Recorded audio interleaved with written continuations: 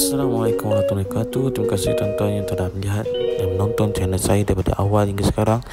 Jangan lupa like, share, komen dan subscribe channel Amarudin Isa. Terima kasih.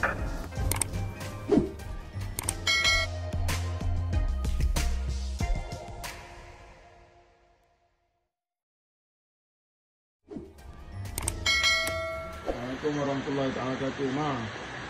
Tengok dia jatuh daripada atas saya punya bilik tu. Dekat bilik tu saya ada buat extension, extend.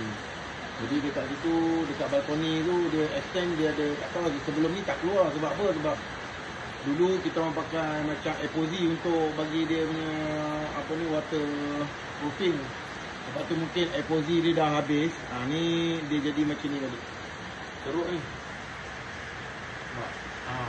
Baik-baik mak. Boleh repair ke mak macam ni mak? Buat waterproofing, lepas tu epoxy sekali. Depan wah.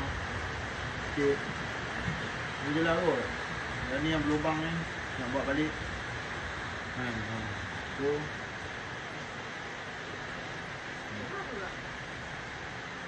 Macam mana ni?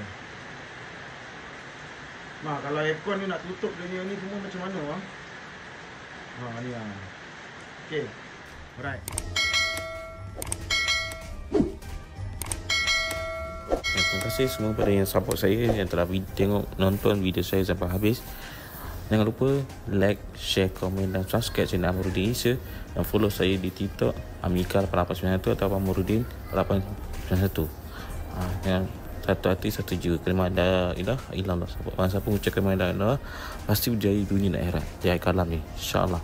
Jangan lupa banyakkan mengucapkan la ilaha illallah. Takbir, Allahu akbar. Insya-Allah. Jumpa lagi di next video, next content. Thank you, bye bye. Jumpa lagi di next video.